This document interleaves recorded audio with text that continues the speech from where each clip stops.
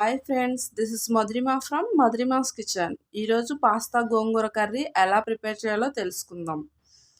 దీన్నే మక్రోనీ గోంగూర కర్రీస్ అని కూడా అంటారండి. వీటిని మక్రోనీస్ అంటారు, పాస్తాస్ అంటారు. బయట మనకి దొరుకుతాయి. ఫస్ట్ 2-3 టైమ్స్ వాష్ చేసుకున్న గోంగూర, కుక్కర్ తీసుకొని కుక్కర్లో 2-3 టైమ్స్ వాష్ చేసుకున్న గోంగూర, ఒక కప్పు టమాటా ముక్కలు,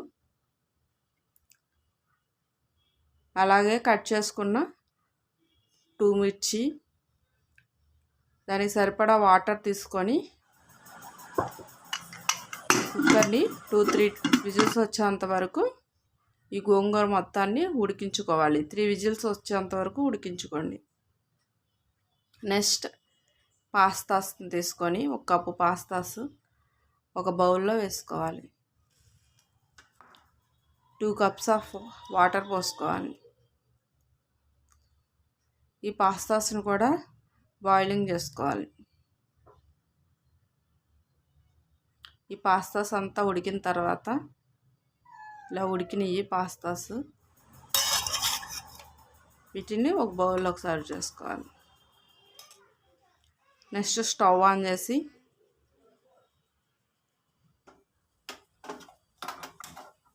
దాని మీద ఒక బాండీ పెట్టాలి. ఈ బాండీ హీట్ అయ్యాక దాంట్లో 2 టేబుల్ స్పూన్స్ ఆఫ్ ఆయిల్ వేసుకోవాలి. ఆయిల్ హీట్ అయ్యాక పోపు వేసుకోవాలి.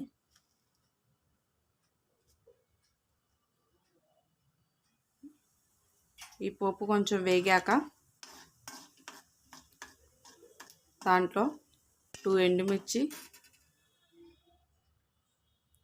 అలాగే ఒక కప్పు ఆనియన్స్ వేసుకోవాలి. ఒక పచ్చిమిర్చి ముక్కలు కూడా వేసుకోండి.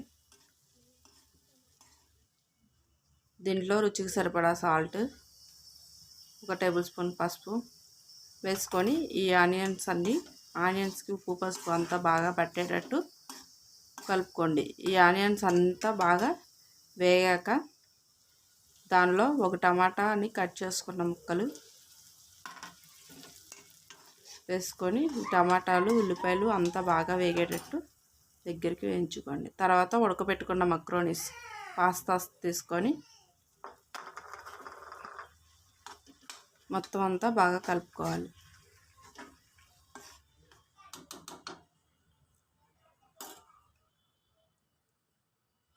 నెక్స్ట్ ఉడకబెట్టుకున్న గోంగూర దాంట్లో వేసుకోవాలి. ఉడకబెట్టుకొని స్మాష్ చేసుకున్న గోంగూర తీసుకోవాలి.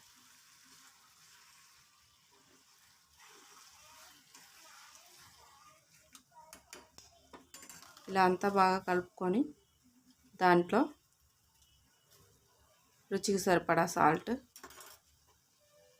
అలాగే పచ్చిమిర్చి వేసుకున్నాం కదండి, కారం కొంచెం చూసుకొని దానికి సరిపడా వేసుకోండి.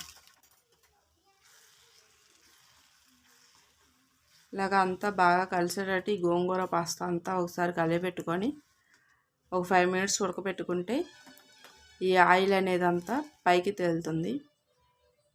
తేలిన తర్వాత లాస్ట్లో ఫైనల్గా గరం మసాలా పౌడర్, కరివేపాకు వేసుకొని ఒక 2 మినిట్స్ స్టవ్ మీద ఉంచి దించేసుకోండి.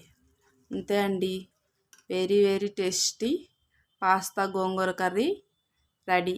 ఇది చాలా చాలా హెల్తీగా ఉంటుందండి.